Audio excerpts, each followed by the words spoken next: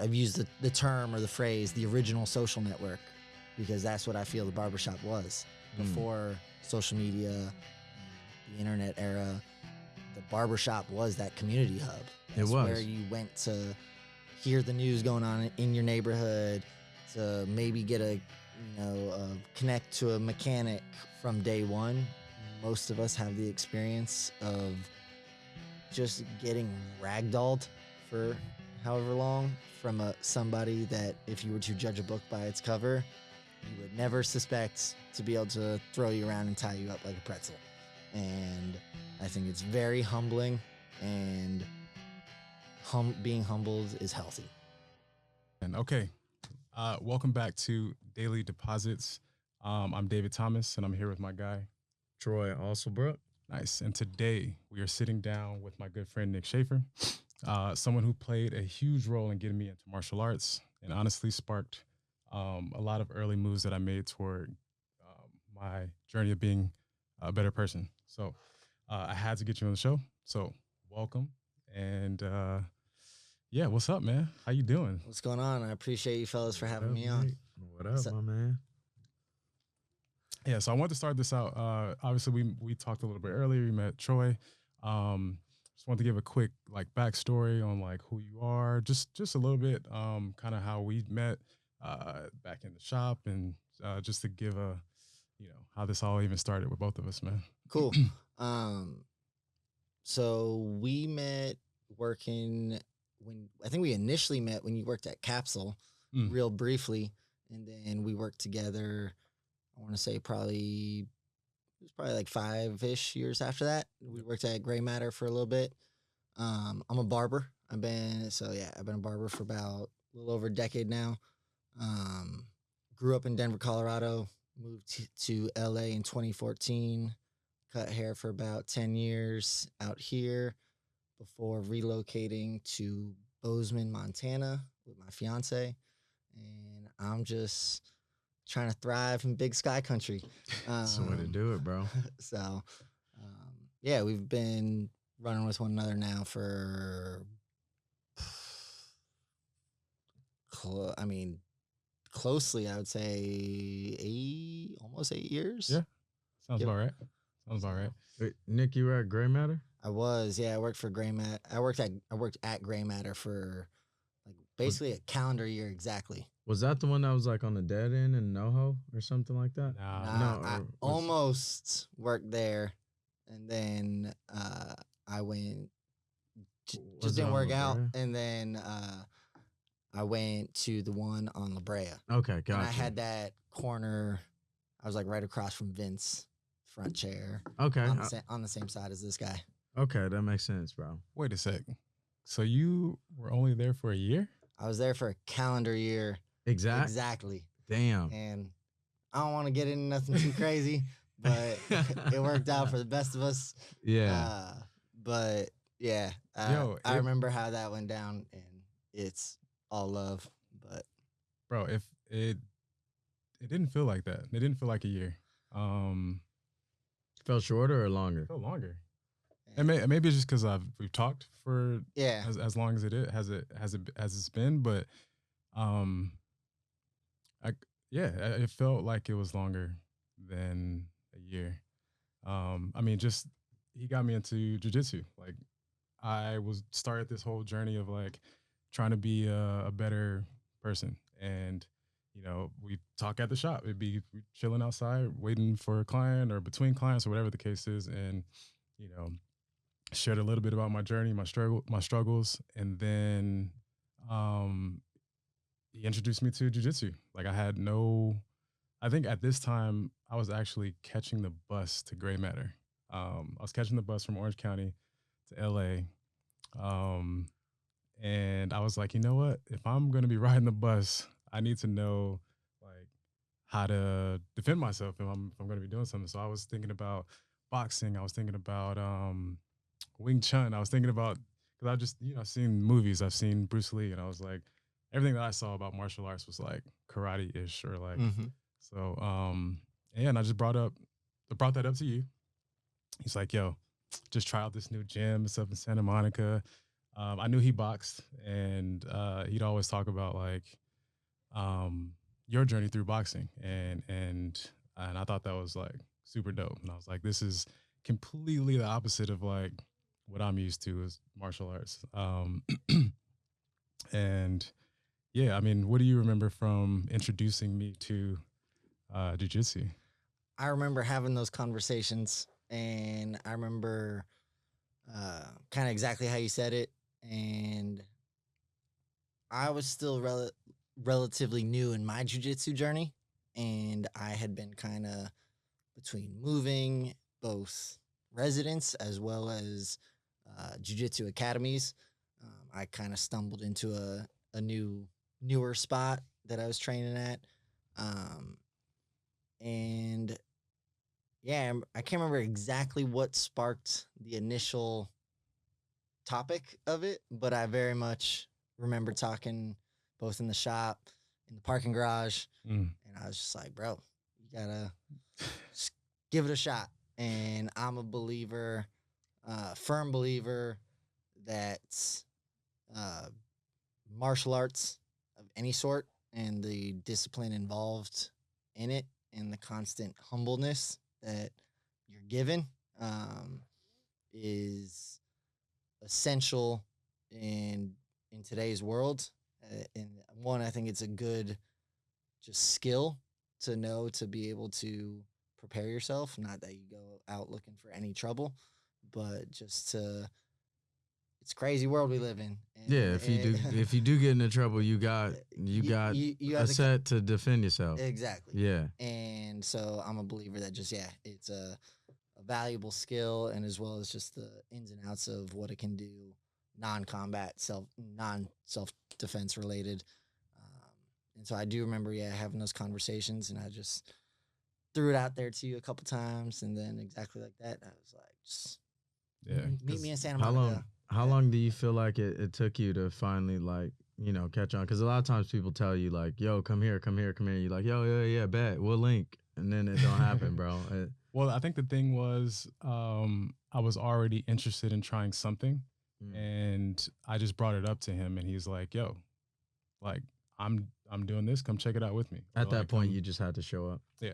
And like, yo, the disciplined person that I am today, I was not that person when we had this conversation about trying this out. So everything that he's mentioned about the discipline of martial arts and the things that you learn from training, 100% happened to me. I would argue you are the reason why I'm a morning person now. I was not a morning person. I got into the shop around 11 o'clock on average, because I would try to I would try to wait for traffic to die down before driving in from Orange County to LA. And class in Santa Monica started at 7 a.m. And I'm like, all right, I'll try it. But then got up. There's no traffic in the morning if you leave early enough. So I was leaving my house at 5:30 a.m. pounding I think at the time it was a Red Bull or a Rain or something, or like a Monster. 5:30 in the morning, just pounding them back, just like that's 300. That can't be good for you at 5:30 a.m., bro. It's not even good for you at 2 o'clock, bro. It's for sure not good for you at 5:30 a.m. Not at all. So it's not something that I would do today, but it was something I needed to do to spark whatever it was. And so I got there. But it's funny because if you leave at 5:30 a.m.,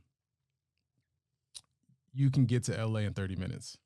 If you leave at 5:45, you'll get to LA at 7. Like it's crazy. So I would leave at 5:30, get to LA at 6, train at 24 Hour Fitness, and then go to jiu-jitsu because I had time to kill. But yeah, definitely pounding 300 milligrams of caffeine first thing waking up is not the right thing to do. But I would argue and say that you are the reason why I'm a morning person today. Yo, so your schedule was a long travel, then hit 24-hour fitness, then go train with him, then go to work? Yeah. Fuck that, bro. That's some discipline, bro. And Fuck that. And I remember I used to drive from like Silver Lake area to Santa Monica, and I ran into the same thing where it was like there was a cutoff time where I want to say if I left at like 6:05, I would get there 15 minutes early. Mhm. If I left at 6:10, I'd be 15 minutes late. And I was complaining about that, and then he started telling me about his mission, what he was doing, and Humbled you. I was straight up, and I was just like, man, I don't got it that bad. you know, the grass ain't always greener. Yep. Yeah, yeah. So and that's what I meant by I felt like this was it was way longer than a year because we had moments of like not really competing, but more so just like encouraging to get better. Like without even knowing it, we're just uplifting each other, and I felt like that was longer than a year. It just, yeah. Sounds like y'all spent more time together, which would make it seem like longer than a year. You know, like if you guys were training and then going to work a whole day, that's like a bromance. Like, It was. yeah, know? that's it was, and it lasted a little longer for you than it did for him because he's got a calendar year. You're like, no, it was longer. So, No, I remember those days, and I remember the hesitancies, and I, even to this day, I always try to be a good, welcoming training partner to encourage people to want to come back. And like, I remember at that time, you would always tell me, like, I can't do this, my knees, or that, because my knees. And I think jiu-jitsu and combat sports in general, it's your experience can be dictated heavily, or that's probably not the right word, but it can, your experience, the way, whether you can have a good or bad experience, your training partners play a huge role in that. If you get matched up on day one, and is it like having a bad coach type have deal? a bad coach, on the team where bad it's- training partner, Okay. you know, I think it's, you know, if you play basketball and you're trying to start out playing basketball and you're playing on a team and nobody ever passes you the rock, you're like, well, I didn't really do nothing. I don't really want to go back. But in jiu-jitsu, it's like I just had some dude just throw me around a mat for however long and not teach me anything Any about part, it. yeah. That like, you know, on day one, it takes a special person to want to come back. Yeah. And I think, but that's also where people get the bug of wanting to come back because they want to learn how to do that to somebody else. Yeah, But exactly. I always, at this age and stage of my life, try to be like an advocate of like, yo, I'll train with you. Like, I'll help you out, make sure you have a good time, a good experience. And so you want to come back, and we continue that journey of making those long drives and beyond working together, still having that thing to like, that goes beyond the workplace that we're working on, you know, being better humans. Exactly. Question for you, Nick. And I know we got topics and you're whatnot, good, so I don't yeah. want to go too crazy. But I know David said that initially your thing was boxing, and then did it turn into jiu-jitsu, or it was like, do you feel like you hit maybe a plateau with boxing and you got interested in jiu-jitsu? How did that work? I don't think I hit a plateau in boxing. I definitely didn't hit a plateau in boxing because I'm still learning He's boxing. But for me, I grew up around the sport of boxing. My pops boxed when he was in his 20s. Ironically, I'm rocking his t-shirt right now. That shirt's fire. I was already thinking that. From when he was my age. Shout out Angelo Dundee and Muhammad Ali. This is OG, right quick. But anyways, it's you know, just Gotta have to throw the flex real plug. quick. Yeah, you got to, bro. You know, you gotta let people know. I got the sometimes. fit on. But nah. So I always grew up around boxing. Pops boxed. Role models I had as a kid were involved in the sport of boxing. I remember I had like one of my best friends growing up. His dad was a boxing trainer, and I would go to the gym with him. When I was in middle school, living in South Florida, I had a coach / PE teacher who was a boxing trainer. And so I was always around the sport, you know, with him. Mm-hmm. And I kind of always dabbled with it through middle school and high school. And then truthfully, I just didn't have the discipline. at that age to like take it serious. And I, through middle school, high school, and there's a lot of other things going on where I was just like, yeah, I'm not really trying to. I didn't have the discipline to like go be in the gym all the time and go run 3 miles by myself and so on and so forth. To compete and do it at those levels, it's a lonely sport. But it was in my so then fast forward is in my I was always around it, but I was probably around 24, 25, I want to say. And I got into it more heavily than I ever did before. And I think I was at a similar place that you would express to me, David, of kind of just getting my life in order and disciplined a little bit. I think if I remember correctly, like when I got into boxing seriously at Wildcard here in LA, and I had a friend bring me into the gym, that was like at a time where I was just kind of trying to settle down a little bit and be more disciplined. Cutting hair, business was good. I had just gotten off tour. I had a client who was a musician that I toured around North America with for periods of time. And I think I realized and had the awareness to be like, this isn't forever. And so I was looking for outlets to be more disciplined.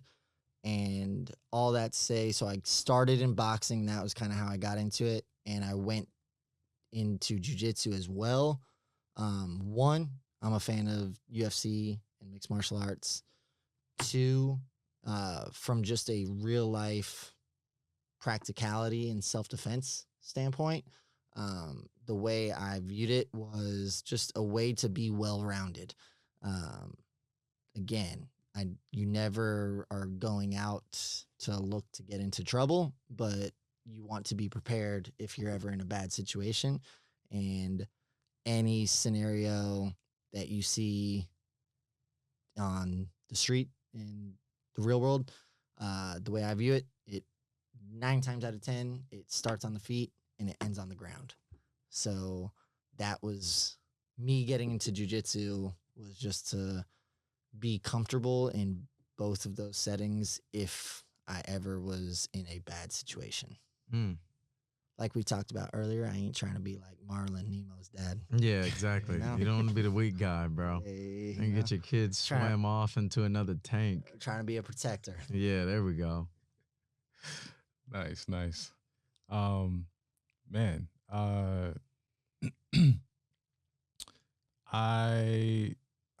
so I have this quote here, and I wanted to get your opinion on it.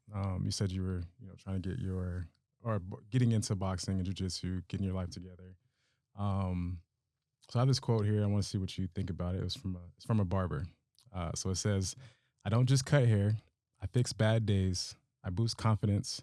I prepare people for their first dates, job interviews, funerals, and fresh starts. This isn't just a haircut. This is barbering." So I wanted to ask, what's your view of the industry now? And how did you take all of your discipline into like not burning out? And like, cause reading the quote, like we have a lot on our plates as barbers. So does your discipline help you stay, does your discipline help you with the responsibility of being able to take on other people or in the chair? I think it does. And yeah, I think the discipline to train definitely translate to discipline just in work and work ethic in general. And you were asking what do I think about the state of. I asked a lot of questions, and let me clarify.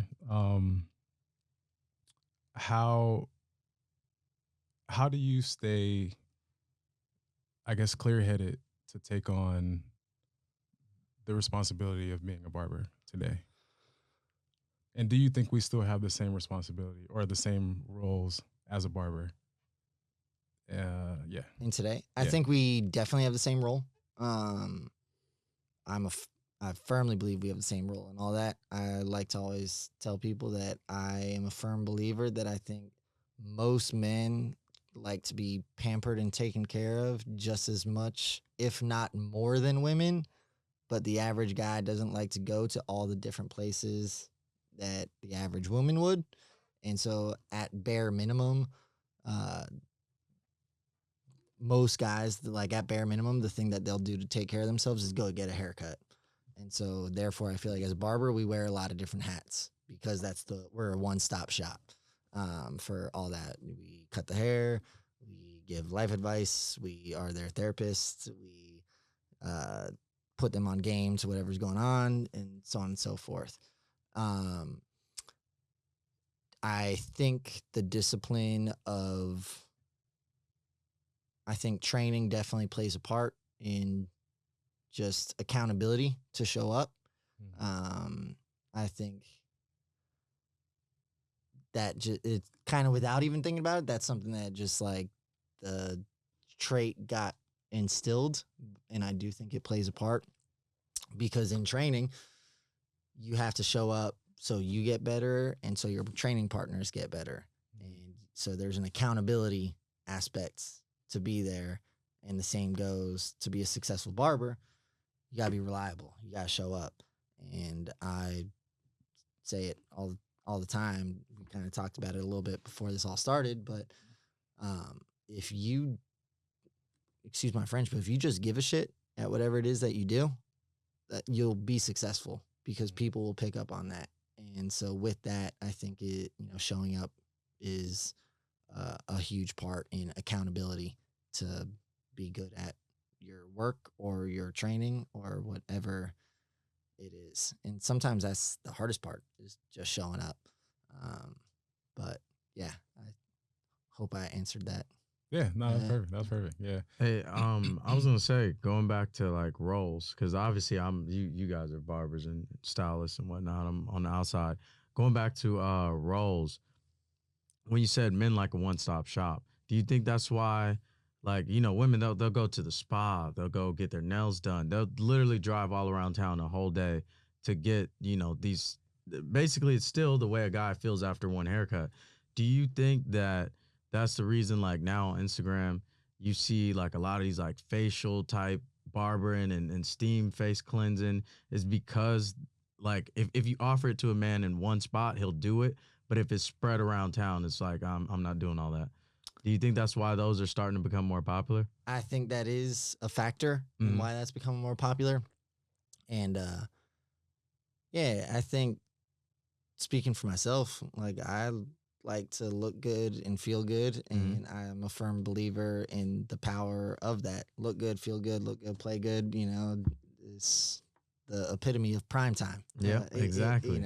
And so I do think that for the average person, the more you can simplify it and put it in one spot, the more likely they are to take you up on those services. It's like kind of the business rule of, the longer you can get somebody to hang out in your establishment, the more inclined they are to spend their money. And I think people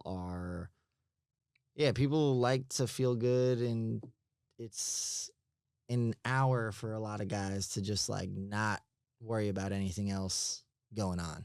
And that's where I think, like, yeah, if you can extend that a little bit, it might take them a second to settle in, but they enjoy it once they're there. It's like the 1 hour that they're out of the workplace. They're not worried about whatever else is going on in their personal life. And they're relaxed mostly. They're relaxed. Yeah, it's like, I'm chilling. I'm at your mercy. Like, if you fuck up, then it's like, I gotta wear this. You know what I mean? So I think that's ultimately, I don't know where the fuck I was going, but just being relaxed. That's what I was thinking. Yeah, I definitely think that. And I, like, the way I cut hair, I kind of, and operate my service, I know there's a lot of people that come in and they want to talk the whole hour and shoot the breeze and about whatever it is. And then I know that there's some people that, they'll come in, they'll talk at first, and then they'll close their eyes. And I know that's like my social cue to be like, okay, we caught up. Like this is now their, 20 minutes left in the appointment to just like get their time to reset. And like respect that. Like a sauna, pretty much. Yeah. You're quiet and just they're zenned out. Exactly. Like one of my buddies that I used to cut, I always remembered it. And he would come in, would talk for like half the appointment, and then it was like halfway through. Like the first half was our time, the second half was like his time. That's a funny cue. Yeah. Think about that. Like, all right. And he like literally he'd sit there and he'd close his eyes, and I'd cut, I cut, and I think I picked this up from you, David, but like I cut with people facing the mirror, and I, see through the mirror and catch that, just that little sign of like they're relaxed. So I'll let them stay relaxed. That's their time. I know sometimes as a barber talking all day that like there's days I get home and I'm just wiped from talking. And I tell my lady, I'm like, everything's okay. I'm all good. I used all my words at the shop. I'm just fried, Oh shit. That's funny. I know the feeling, so I recognize it when they need it. Well, how do barbers feel about that? Because sometimes I get in David's chair and I'm like, God damn, I'm talking loud. But it is a spot where like it's therapeutic, bro. Like that's why it's called like barbershop talk. You know what I mean? Because you get in this place and it's like there's nowhere else where you can sit and the closest thing we can sit in, like for most men, is a computer desk chair, right? No one has a barber chair at their crib. And then it's like you're there and it's just like, all right, I'm not worried about this. You're not, shaving your own face. It's just arms down. I'm under this cape. I'm chilling, but it's easy to like, talk and talk to the barber. Is there a point where barbers are like, yo, just shut the fuck up and let me do my job? Because I feel like I passed that point a million times. I don't ever feel like that, but my thing is, let's just talk through the mirror. Yeah. It's more when that's a great politically correct answer right there. It becomes a headache. I don't want to say a problem, but a little bit more of a headache when you're talking, and every time it's their turn to respond, and they're turning at you. When you got to learn the mirror tricks, or especially it's not even a trick when it's right in front of you, but that is now they don't have to spin; they can just stay right here. And I feel like you use that on me, bro. Oh, for sure. I mean, he mentioned it earlier about facing the clients toward the mirror. Yeah. Yes, it helps us. It has a couple benefits for us, but it's mainly so you can see me, so you don't have to turn back and look if you really want to say something. That's smart. Think about that. But yeah, man, that's funny.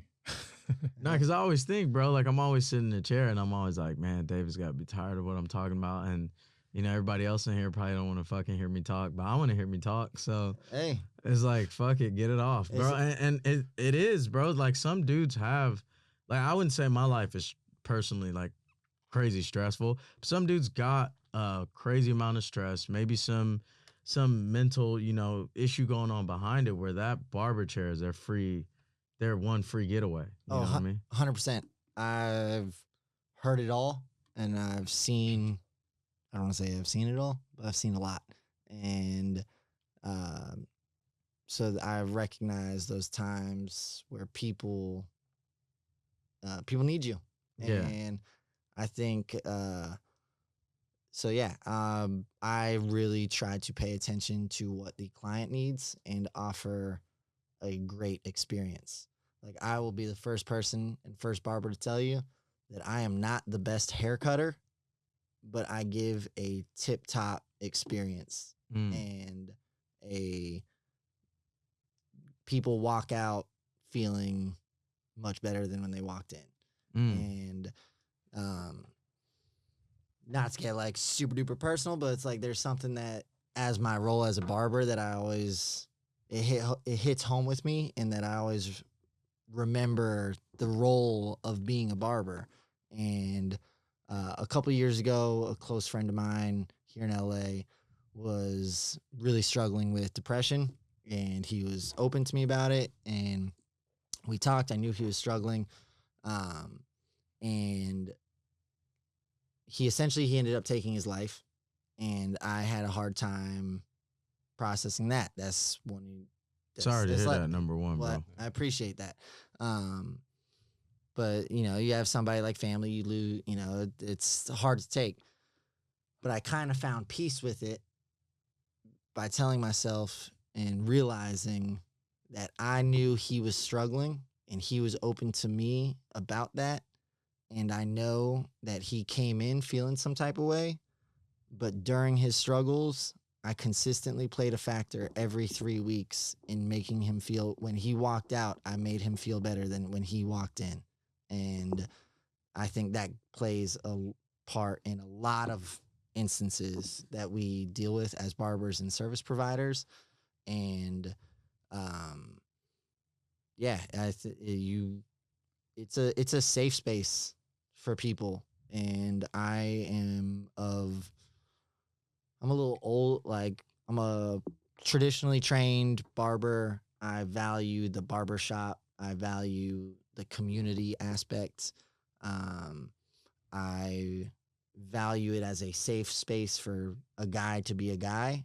And I think that there's few places and avenues in today's world where a guy can be a guy. And I always like to say that doesn't mean that it's locker room talk and vulgar and this, that, and the other, but we are living in weird times where people want to say masculinity is toxic, and it's just few spaces in today's world where just a guy can just, for no pun intended, but let his hair down and just be a guy. Yeah, I want to go back to the locker room sometime, bro. Like, yeah. And not worry about whatever else is going on. Yeah. And, I think we need to advocate for that in today's world. For sure. Masculinity isn't a bad thing. No, it's not at all. I always think like people want to hate on masculinity until they're in a situation where they need a masculine figure to step up and protect. That's most situations. When you go to like firefighters, policemen, you know what I mean? You obviously want the most masculine person to be able to come save you if you're in a situation. So that's like. And you can also be masculine and emotionally intelligent. Very true. That's what I see in that mirror, bro, in that barbershop mirror. That's what I look at. It doesn't. All the time. Yeah. So we need these places they play big roles in our society, our community, all that. And David and I, we talked about it a little bit, but with my business, I've coined the phrase for a long time. I've said, I've used the term or the phrase, the original social network, because that's what I feel the barbershop was. Before social media and the internet era, the barbershop was that community hub. That's where you went to hear the news going on in your neighborhood, to maybe get connect to a mechanic or, whatever. People would even leave their cards in the barbershop. Yeah, leave like cards. You see business cards in the barbershop. Yeah, people would come in, selling whatever. Stuff, DVDs, flying, everything, bro. 5 for $25. I remember that. So, but yeah, I think it's just a huge pillar in the community, and I take a lot of pride in being a barber and providing that outlet and that platform and that safe space for all my clients.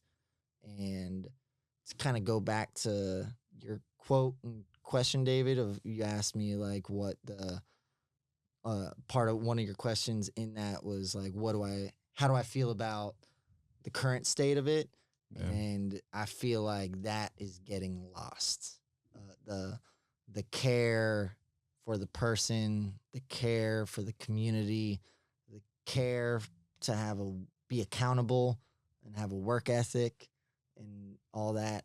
And it's not just in barbering, but I think we're in a time where people want to skip the steps and the hard work, and they want to be an entry level with 10 years in the game results and price points. I think it's instant gratification, bro. I think because of social media, it's very easy for society to download like this instant gratification idea. It's like you see it so often. It used to be like you said, very old school traditional, where okay, if there is a best barber in a game, you got to be around him to learn his tricks. Now they can get posted in a minute. It's 7,000 people that have seen this, and now it's like, oh well, I know that trick, so okay, bet, yeah, run me my money. Like, no, bro, you're not good at this shit yet. Like, you have to put in the hours. You got to pay dues. Yeah, You know, it's I think that goes for every industry for the most part. One thing that about you guys' industry that strikes me is like you guys are still in the service business, but you're expected. I almost think of barbers like comedians, right? Like a comedian, it's like I'm going to your show. I expect you to make me laugh. It's a lot of pressure on that shit. If you're a barber, it's like I'm coming to your shop. I expect a great cut. You know what I mean? Like I got to walk around with this. So like that's much different than like let's say a manager at Target. Like they don't care if you leave pissed to Target. Like for you guys, how do you deal with that pressure, bro? Like, cause I mean I'm sure there's got to be times, not everybody's perfect, where you got to be like, all right, you know, maybe I kind of nicked them here or something. I'm not saying you do that now, but in the early days. Well, one, I like to have fun. I have a sense of humor. I like to joke around. I like to shoot the breeze. That's a great time to do it. And so it like Whoops, fucked up, bro. Well, first like situations where you know expectations and pressure. Sometimes you know I love a haircut or a photo reference. That's the if you don't know how to ask for what it is that you're looking for, a photo is the best way. But sometimes I like to have fun with that, whether it's the client or sometimes you get a client coming in with their significant other and they got a picture and it's usually of a David Beckham, Leonardo DiCaprio, Ryan Gosling, Jason Momoa, you know, these kind of guys. And I always like to have fun with it. And first things first, kind of let them know that like I could do the hair, but like you're still, there's a lot of other jobs way above my pay grade that you're still not gonna look like David Beckham. So like, let's just get that out the way. But then, so I like to have fun with that and just kind of like, I feel like cracking a joke, it sometimes lets them like, it lightens the mood a little bit, you know, it eases the tension. And then from a technical standpoint, when I was starting out, it was very much in a way where people didn't just give you free game for the heck of it. Like you had to show an interest and ask the questions, and then they would be an open book and share with you. And I remember at an early place that I'd started out back in Colorado, a guy that I worked with essentially would have me practice messing up on a client while they're facing away from the mirror. And so that, and even sometimes have me face it, turn towards the mirror, but essentially have me practice messing up so I knew how to fix it. And so that there those times where maybe you take the bald line a little too high and it's like, you got, especially if you're facing the mirror, as is the client, you gotta keep a good poker face. You gotta see it at the same time. He's like, "What the fuck?" You gotta fuck? keep a good poker face because it's like if you see, you know, David's eyes bug up in the mirror, you about to be like, "Yo, what'd you do?" Yeah, I'd probably be like, "What the fuck's going on?" You like, you don't know what's going on, bro. So I try to implement through humor to kind of ease the mood a little bit, and then through practice of like putting yourself in a bad situation to try and fix it. And that's also how I sometimes like to do jujitsu is put myself in a bad situation to see if I can survive. And sometimes you do like open round, there's situational training, and then there's times where it's open roll, just a time limit for however long. And I'm a hobbyist, first and foremost. I'm about to be 35. I'm not training to be a champion competitor or anything. I'm just trying to train for fitness and wellness. So I like to think from a practicality standpoint. So I'll always be like, try and put myself in a bad situation. It's like you go on my back, a seatbelt grip, around my torso, both hooks around my legs, and basically you got every advantage. I'm just trying to get by or like survive that. And so I think it's those from a work standpoint, as you were saying. Yeah, just kind of sometimes you just gotta stay calm, cool, collected, and intentionally put yourself in a tougher spot to be able to work out of that, because life isn't always glitter, gold, and rainbows. Very true. So it's you gotta be able to work through adversities. Yeah. I think we spoke on it earlier about one of the biggest things we take away from martial arts, and that's being able to be in difficult situations and still be calm, but also still be looking for the solution to get out. And yeah, it pops up in so many different occasions of life, whether it's at work, home. So I will, as long as my legs will let me, I will train martial arts, and just to keep getting that reminder of like, all right, this might not be the ideal situation, but all right, what's the way out? I might not be able to get out the right way the first time, but all right, what's a new way out? Or, so I'll always train, and I will always thank you for even inviting me to something like this, because it's definitely changed my life for the better. So thank you, Well, thank you. I appreciate it, but I appreciate you for taking the leap. And I think, truthfully, I think every person in this world would benefit from doing some sort of martial art, even just a trial, just to experience it, whether it's boxing, jiu-jitsu, Muay Thai, wrestling, whatever your thing is, whatever the thing that jumps out to you. And I think especially as a guy, both for men and women, I think as a woman, it's very important to learn base self-defense in today's crazy world, that to be able to handle yourself. We as men, we want to be protectors, but just as I've told my fiance, I can't always be there. And so I've got her to do some jujitsu to at least have a base knowledge that if she was ever in a bad situation, how to handle that.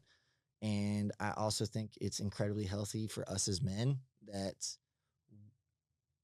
as men, often we're a little bit more confident in our abilities to defend ourselves than what we really can do. And I think jujitsu is a lot more forgiving in that regard, but also from day one, most of us have the experience of just getting ragdolled for however long from somebody that if you were to judge a book by its cover, you would never suspect to be able to throw you around and tie you up like a pretzel. And I think it's very humbling, and being humbled is healthy. It breaks down your ego. And so, yeah, I think everybody, no need to thank me, but I think everybody can benefit from even a one-time trial class, lesson, training of some sort, to just realize and learn that there's a lot more out there than what I think I'm capable of. I mean, I was telling him last week, we put it up last week, but that was maybe like a month ago when I trained with Patrick. Was that 2 weeks ago? Yes. When you did it? Yeah. About a month. Okay. He did his first class. When I went to that first class, bro, I was like, there was a part of me that I hadn't accessed in so long. Like when Patrick was telling me like, all right, like go ahead and choke me and squeeze. And I'm like, bro, I don't want to hurt you. But he's like, I do this every fucking day. Like, you're not going to hurt me. but I haven't accessed like that aggressiveness in my head in so long because I work in the office, bro. Like, there's nowhere for me to just, I can't. That's a bad case. We're getting sued for sure. So I haven't used this part of my brain, this level of aggression in so long. And I told him, I was like, bro, that almost brought me back to football. Like jujitsu made me feel like for just a brief second, I don't even know what the fuck I'm doing. But just that one moment of like, oh, like you can hurt someone or like, and just knowing that. And if you actually know the I guess a formation behind it, then you can score a touchdown. You can really injure somebody if you know what you're doing.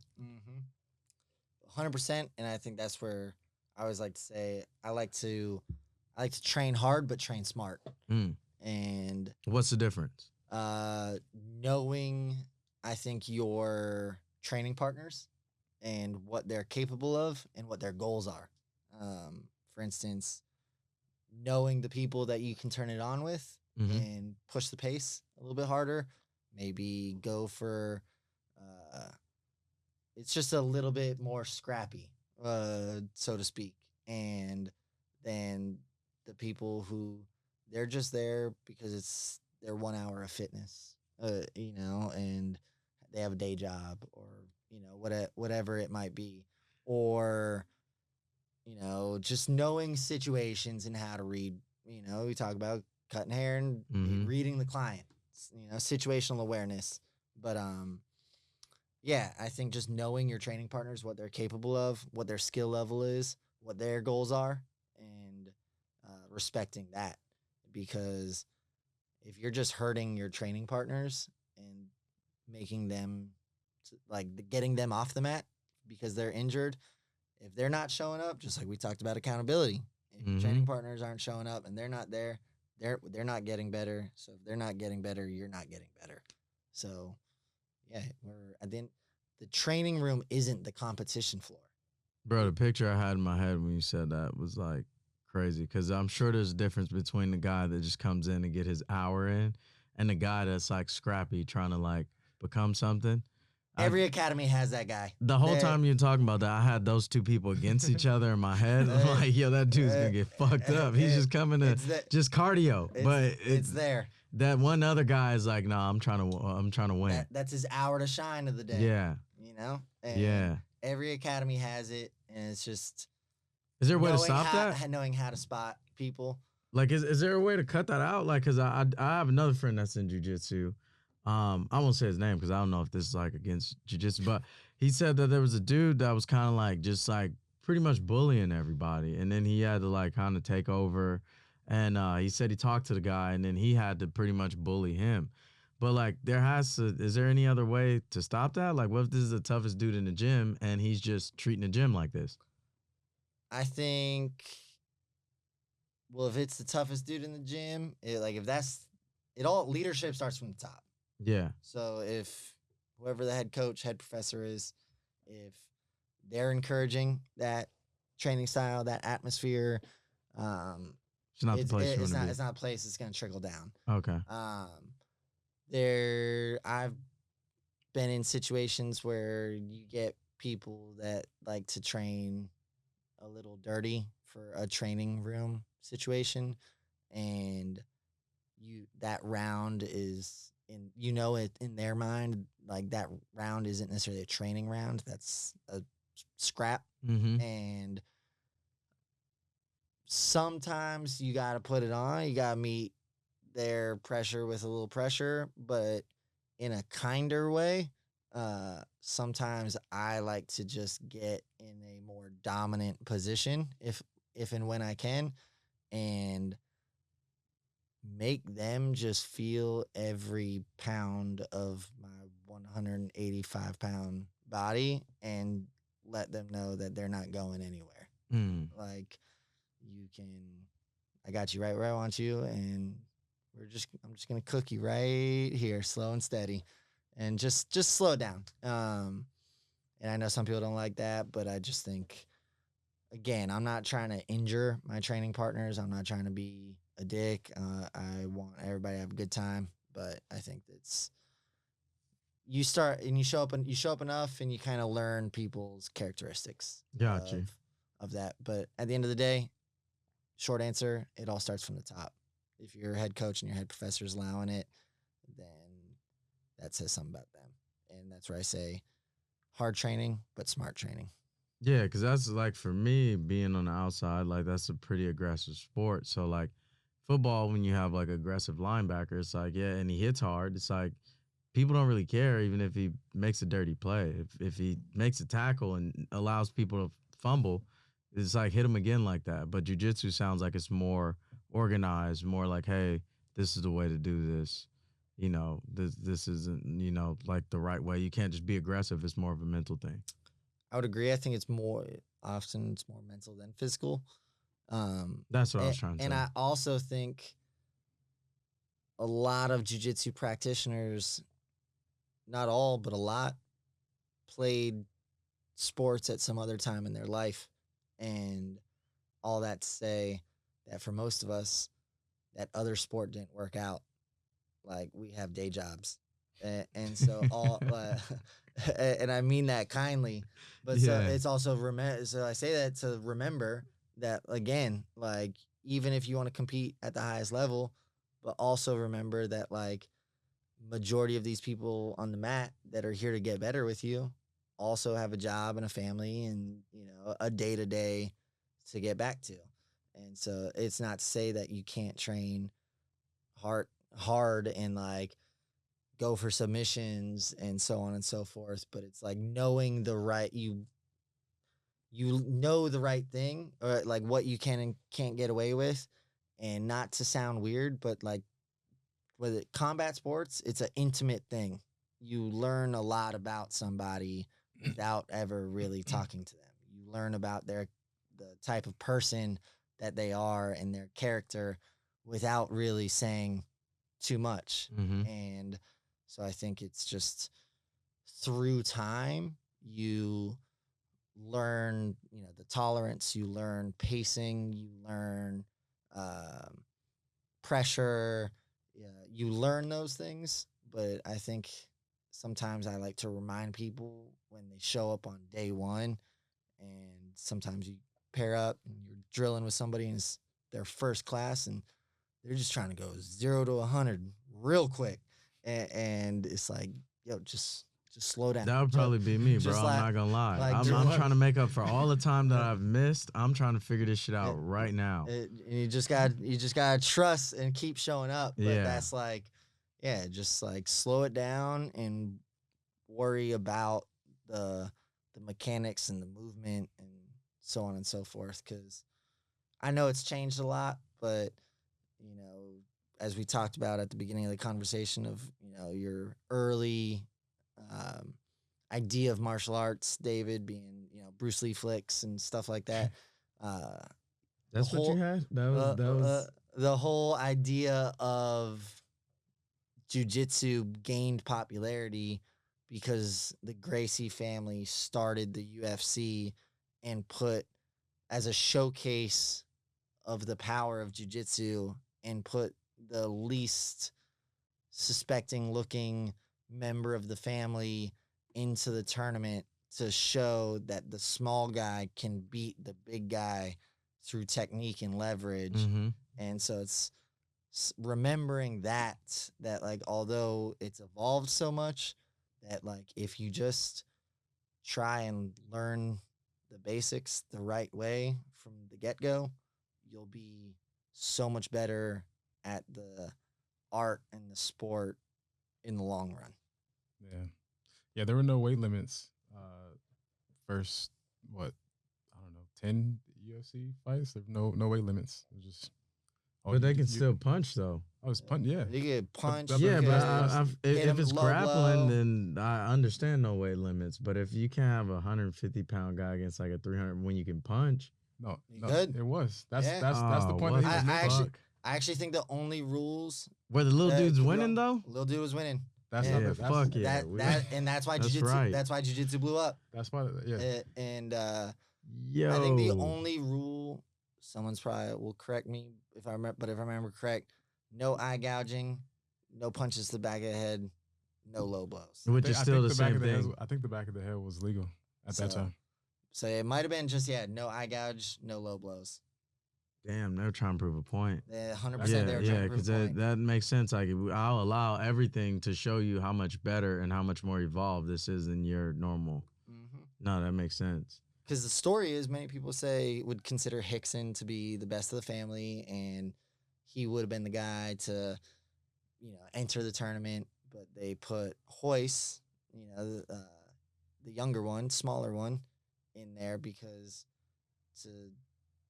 at this time, not many people knew what jiu-jitsu was. And so they just saw, who's this little guy in a karate uniform, choking out these. How long ago was this? This was early 90s. Early 90s? Like 95, so they pretty much like invented, would you say they invented it? They made the UFC. Okay, got it. And I mean, that's what it was started for. As basically like a event to showcase what martial art or combat, a form of combat, is superior. They had like a sumo guy, a boxer, a kickboxer, a karate guy, a jiu-jitsu guy, and put all these like different forms against one another. Yeah, there was a dude, the boxer was named Art Jimerson. He wore one glove. Really? Yeah. And fought? Like, oh. It was like he had one glove to hit, one to like grab or whatever. That's pretty smart though. But Art Jimerson, I'm gonna look him up. Yep. Nice. Hey, so the show we called it Daily Deposits, and I use that as my reminder to keep making daily deposits toward whatever goals I'm working on. It started out as fitness, then it turned into business. What is your I would say wellness routine look like now versus when you're here in LA? I'll be honest. Well, right now it's not as superior or not. It's not how I would like it to be. It's not up to my like standard, and that's just life being a lot and busy right now. Of course, all good stuff, but I think truthfully right now, at this stage, I've been putting more work into my mental wellness than I have necessarily my physical wellness. And I think there was a long time where I put a lot of efforts into my physical wellness and avoided my mental wellness. And I still train jiu-jitsu. I box once a week. I haven't done jiu-jitsu for about a month just because I'm getting my teeth fixed because I'm about to get married.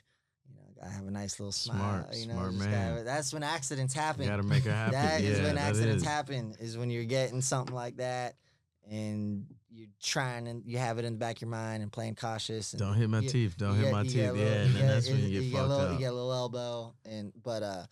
So I haven't done jiu-jitsu for about a month, just preparing for wedding day. I still box about once a week.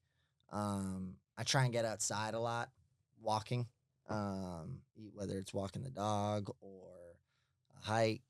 Especially this time of year, living in Montana. Summers are beautiful, so I try and get out and enjoy that.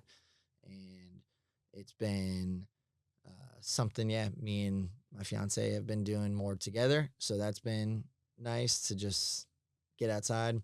Still hitting the gym in the mornings. I'm very much still a morning person. I like to operate by trying to get my stuff done in the morning before I go into work and the work day and all that. It's just the easiest way to guarantee it gets done. And I also find a feeling of like a little bit of mental victory in being done with my workout and in the car and going back to my place and knowing that the majority of the people that I'm driving by on the road right now, I already did more in my day and had a harder day than the majority of the people on the road at the same time. And it's like a little victory, little mental victory. It's 8 a.m. You already killed the day. We already did it. They're going through a whole 24 hours and not even gonna hit that point. And so, I still, physical exercise, getting outside, fresh air, being in the grass. Now living in a place where I have a backyard, trying, I know it can be cliche to some people, but try and ground, connect with the earth, touch the grass. I'm all for that. Be bare feet. Yep. And yeah, I think the biggest thing, although my fitness has been a little inconsistent right now, I think the biggest thing as far as being a daily deposit for me is outside and connecting with Mother Nature. And sometimes just gotta slow down, and I sometimes gotta remind myself where, if, say I miss the physical workout or I'm not able to train right now because I'm getting dental work done or whatever, that just like the ego will sometimes eat at me, but I just remind myself, like, it's just jujitsu. It'll be there, and there will be a lot more days, hours, years to be on the mat. Like, I'm not competing. I'm not a world-class athlete. So, like, it's okay that I focus on the other areas of life. So, yeah, I think it just, to some degree, stay moving and get outside. Yeah. So. Yeah. Getting outside is something that I'm slacking on right now. That was something I really appreciated about us meeting up when this whole thing even started, was the Sunday or Saturday runs. Yeah. Just getting outside, even if, for an hour. And it's something I'm slacking on right now. But it really helps. It really helps. And I need to get back on that. It helps. It feels good. You said you guys were going on Saturday, like morning runs on Saturdays. And that feels good too, having like an accountability buddy, and you're running when, ideally when it's not super hot out. And that's something last summer that I did a lot of and was able to really enjoy. Fiancée and I ran the St. George Marathon last October. Like 26 miles? 26.2. Don't Oh, yeah, 26.2. Is that in Utah? St. George, Utah? Yeah. It's 103 degrees on marathon day. So you went in summer? It was in October. Oh, when it was 103 in October, bro? 103 degrees. And hotter than a motherfucker. And but I'd say just like the discipline of the training and all that, and doing it with somebody, and that was a super cool experience. Just, in that case, I was doing it with my partner, and we held each other. There were days where I didn't have good running days, or my body wasn't holding up, and she was going beast mode, and there was points where like I genuinely questioned if I would make it there.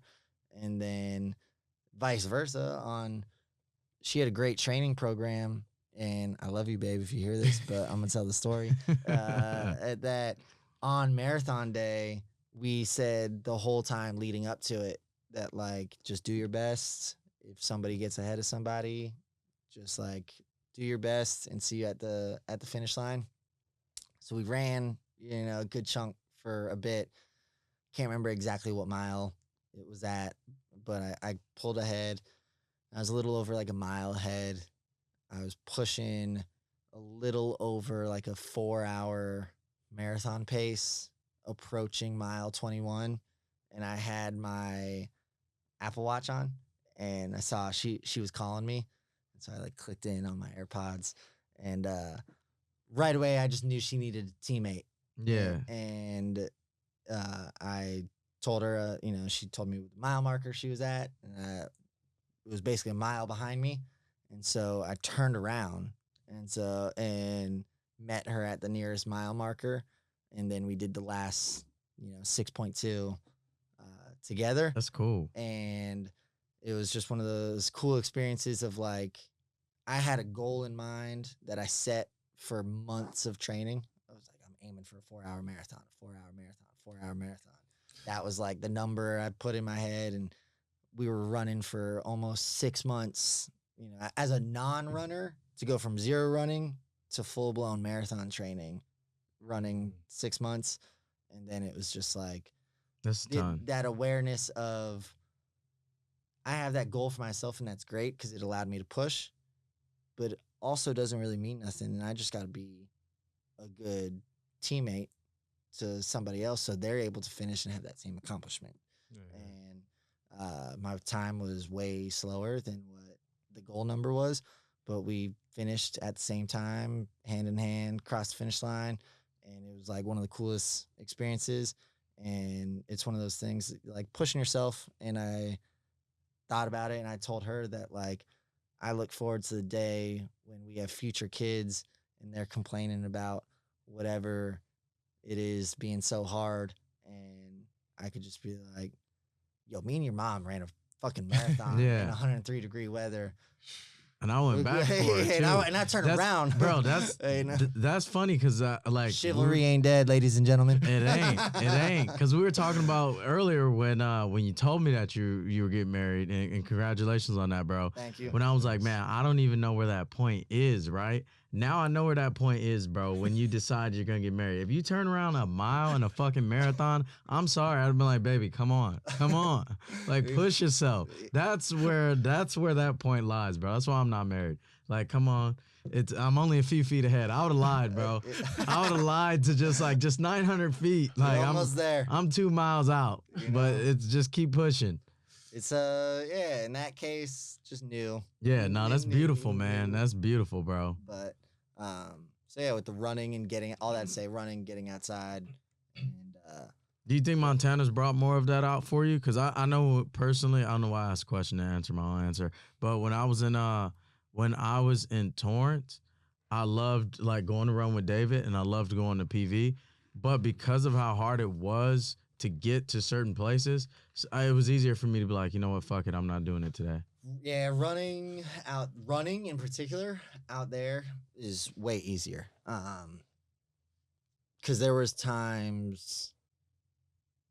So since I've moved, initially I was coming back here to LA to cut hair almost monthly, and then I slowed it down, and I was doing I do about quarterly now. Mm-hmm. But there were times while in my marathon training that I was out here on like a work trip, and running in LA just sucks because stoplights, traffic, everybody's distracted. Like you can't, I shouldn't say can't, it's really hard to just be able to hit a pace and just like go. Yeah, I can't find myself running down like the main streets. Like if I had to run down like La Brea or Fairfax or like I just like even when I lived in those areas, I was not motivated because it was how much shit was outside. Oh, it's crazy.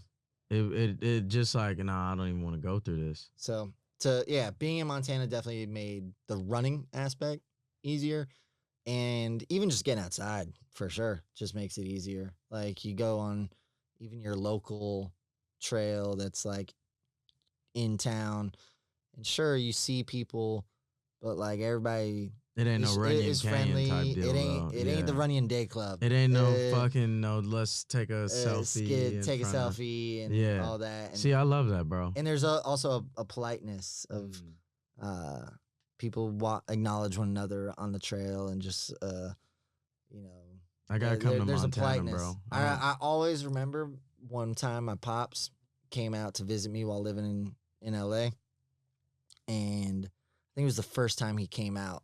And we took him to a Dodger game. We went to a UFC fight, and then we were at Griffith Park. And he was living in a small town in Colorado, a mountain town at the time. And we're walking up Griffith, and every person we walk by, waving, good morning, good morning, good morning. And not one person said anything back. And I want to say it was probably like the 5th time. And he got that look on his face, like WTF. Yeah. And I looked at myself. We a long ways away from Glenwood Springs, Colorado, my man. Yeah, bro, because it won't happen out here. It will not, bro. It's just that like tunnel vision, like we talked earlier. Yeah, once I'm on a hike, bro, I think my point of like stop saying hi to people is once I start seeing like BBLs on the hike, then I'm like, I'm in the wrong place, bro. Yeah. Like that's when I know like this is an Instagram hike. This isn't they're here for pictures. This isn't a hike where people are here for the woosah factor. You know what I mean? Oh yeah, and just to get outside and also actually hear nature. Like I'll put Bird sounds. if I'm by myself, I'll maybe have a Bluetooth speaker, but it's for safety. Like especially where I live in bear country. You Yeah. know, I got bears, I got moose, I got there's wildlife, you know, and so it's more to announce my presence as I'm along the way, not to have a jam session on the Yeah. trail, you know, and so I think yeah, like being outside, there's an importance to that. And just being friendly, you know, with people goes a long way. So the Bluetooth helps what exactly? So I'll play like a Bluetooth speaker and I'll like attach it to my pack. Like Okay. if I'm by myself and I'm on a hike, I'll play music not in headphones. That way it's like it's Yeah, you can't so have a other bear people can sneak hear up it. on So you. that way like on a trail, you know, someone else or wildlife, they hear me coming essentially. Yeah, you don't want to have headphones in, fucking iPods with a Yeah. bear like slowly, casually walking behind you. You just And I try not to be Yeah. the guy on like speakerphone in public Yeah. and all that. But like those are situations where, yeah, I'm not trying to share my jam session with you or anybody else, but like the safety aspect of it. But it's, Yeah. yeah. So, but with that, just the idea of actually getting outside to be able to connect with nature was like more so the point in that of, here it's I used to always joke the same people you see at running are going to be the same people you would see at the club that night. Yeah, they'll be a poppy. You know, Yeah. and so it's just different. It's just different world, different strokes, different folks, each their own. But yeah, get outside, breathe fresh air, Yeah. touch the grass, listen to the birds chirp, Mm-hmm. listen to the water Yep. crash against the sand. Is sometimes the importance and value in all those things. You know, talking about daily deposits is sometimes just slowing down and not always being stimulated, and that's also something, you know, is a practice for myself too. Like I know I can be on my phone quite a bit, and sometimes it's just to distract, but sometimes I catch myself and it's whether it's outside or in my living room. Like I just gotta slow down. I just gotta feel this. Mm-hmm. Do a little body scan. Yeah. You know. So breathe. Cool. Yeah. So I need to get outside. So Bro, by I'll the next time drag we your ass outside if we got to. by the next time we chat or get on this, I need to have some kind of story or Well, some sort of we gotta go somewhere that's all right. Like I'm always down. Like I'll take a 3-hour drive to go do a hike if we have to. You know what I mean? Like because it's like you want to go somewhere you haven't been, so you don't know where you're going. It's Right. unfamiliar, but you're familiar. I don't know if familiarly hiking, but you're in unfamiliar terrain where it's like you don't know what's coming next. You're outside. You're able to look at things with a new eye. I guess I said all that to say that. Like you're able to look at things from a different perspective. Like, oh, this is beautiful versus just like doing the same shit. But yeah, we'll get you outside, bro. We need to take the trailer out. That's my thing. I like taking my trailer and going places where ain't no people at. It's nice. Yeah, it's just like we get entirely too caught up in shit that don't matter. One thing you mentioned about going outside and doing daily deposits is listening to the water crash, fucking the birds chirping. These are things that'll be here forever. Way after you drop your iPhone and the screen smashes and that shit don't exist no more. Way after, iPhone 20 from 5 years in the future comes out and it doesn't matter 15 years from now, all that stuff will still be here. So those are the things that matter. Like just connecting with those. For sure. It's just slowing down. We're not meant to take in all the things that society wants to take in now just through technology and all that. So just enjoy your surroundings. And I think that leads to also all the other things that we were talking about, whether it's barbering or jiu-jitsu, and having situational awareness is, just being able to slow down, read the room, read the trail. Mm-hmm. It's Yeah. just being aware, being cognizant that we're not the only ones here. Yeah. That it's we're all in this race together. Mm-hmm. It's All on one planet. we're That all on goes one back to planet. your conversation of masculinity too. The thing that made me start getting outside more was I realized I didn't know how to do shit. Like if you put me outside, I don't know how to skin like feather a chicken. I don't know how to I can buy it from the store and cook it, but I don't know how to start from scratch. You know what I mean? And it was like, damn, people had to do this at one point. Like this was probably a kid younger than me. Like I'm 35, so for sure there was some 20-year-old kid that was going and doing these things to make sure his family had food. I don't know how to do that. Same, and that's what inspires me to want to learn. Yeah, exactly. And I've never grew up hunting, but like I want to go hunting with somebody who knows what they're doing for that experience and the idea of like hunting for my food. Yeah. I think there's a connection to that, and I'm with you. I think it's just like getting more in touch with our like primal roots, Yeah, so exactly. so to speak. And I'm the kind of person, like I grew up in a city or city adjacent bulk of my life, and as I've gotten older, I've definitely wanted to get outside more, get in touch with nature, learn different skills, all these different things. And I've always kind of been the type of person to be open minded enough that like I would say I'm down to try just about anything that'll get me outside, even if it's not my forte. Like Mhm. I'll, if it gets me outside and gets me moving, then like I'm down to give it a shot. Yeah, and so it's yeah, I think there's just we need it more than we probably want to admit that we do. Yeah, true. And Yeah, I think there's just so many things telling us otherwise that we kind of forget. mm-hmm. What do you mean by that, David?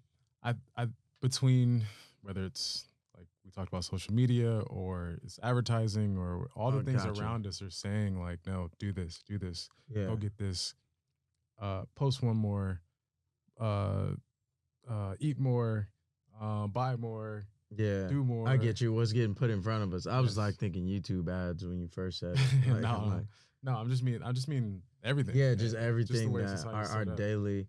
Like Just, I look at not. I'm sorry, I cut you off nah, you're good. completely. But I look at billboards like that. You know what I mean? Like when I see billboards, and like it's something that's thrown in front of me.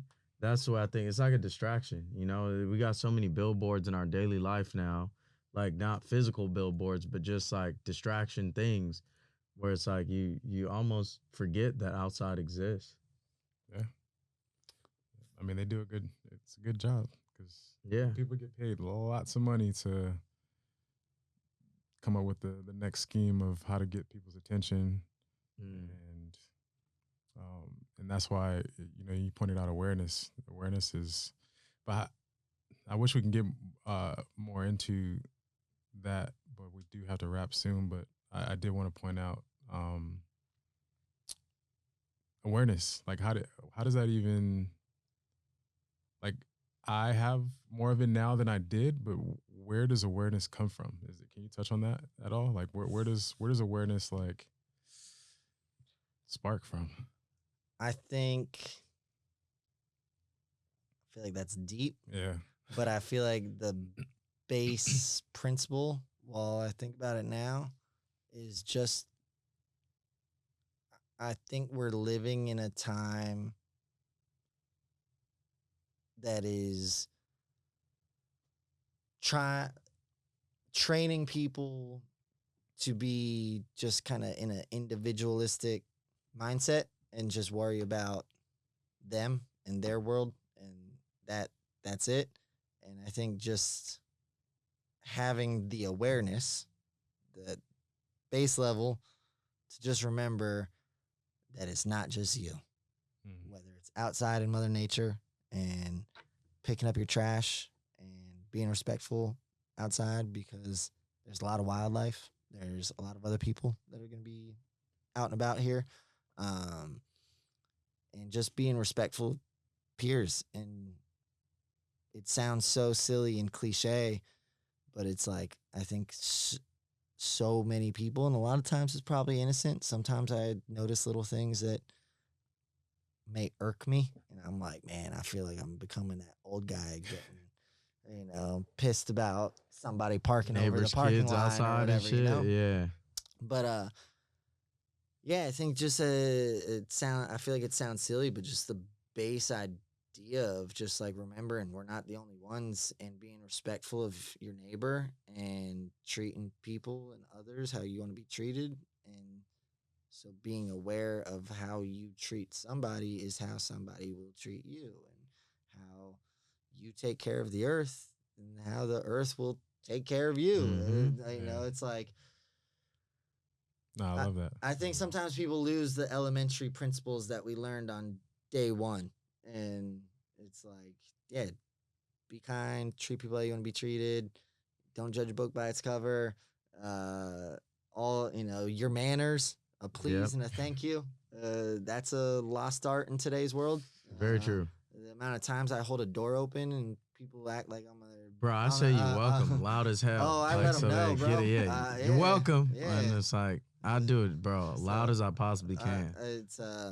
Those little things just go a long way. But I just think in the simplest form to answer your question of just, how to grow awareness in all these different fields and different settings and so on and so forth, is to just remember that it's not your world and everybody else just living in it. We're all in this together. Mm-hmm. So, I love that. Dope. Well, hey, we are at time right now, and I really appreciate you coming on. You had a full day at work and still came on and gave us some gems. So I appreciate hard work, baby. Yeah. Hard work. Bottom Hard knuckles work, right baby. There work you go. ethic. Be aware. Ain't no time for none of that. And I'm up at 5 a.m. for jiu-jitsu. What's up? But I appreciate you guys having me on. It's a real pleasure. I'm flattered. I'm honored. It's my first podcast, and y'all made me Bro, you're natural. Hey. Thank you. Thank you for coming in. Y'all made me feel super comfortable. And even though I don't live locally, I hope you get outside before I'm back again. Hey. But I'm gonna say right now, next time I'm out here, which will probably be December, we hitting a hike out in Malibu. I already know the trail that I want to take y'all to. Let's do it. And chances are I've already hit it. It's a good spot. It's what y'all are asking for, and we can connect. Is this the one with the waterfall? There's one like a waterfall. I forget the not name that of one. it. I believe this trail is called Skull Rock. Okay. But it overlooks the water.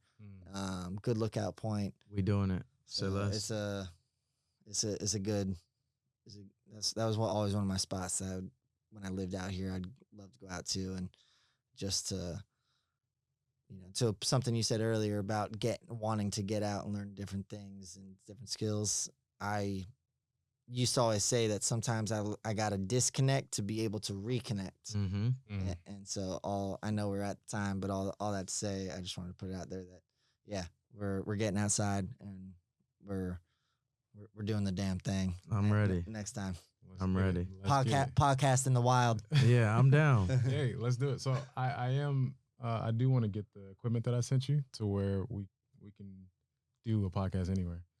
All right, yeah. Well, let's let these people know that they can, donate to the beach cleanup and our podcast at barberstylist.com. I will repeat that, barberstylist.com. Because this shit ain't free and this shit ain't cheap. Just go to the link in bio. Yeah, there we go. Anyway, tell the people where they can find you if they made it this long. Where can people find you? And where can people find you? You can find me online, Instagram at Tatanka Goods, website www.tatanka-goods.com, and you can find me doing the damn thing out in Bozeman, Montana, and here in LA quarterly. And I also just want to touch on one thing real quick if Go we for got it. time, because We got time. people always ask me, and since you just grabbed the hat, I was gonna spell it for you because I would not know. I was just thinking like I wouldn't know how the fuck to so spell it's Tatanka. Tatanka, Tatanka. I think I just spelled that right without looking. Yeah, no, you got it. I That's did why I pass was my gonna third. spell it for you, I bro. did pass the third grade spelling bee. I was like, I ain't getting that shit right. But people always ask me, what does that mean? What is that? And I just thought that I'd share that real quick because I think that is a good note with everything that we were talking about.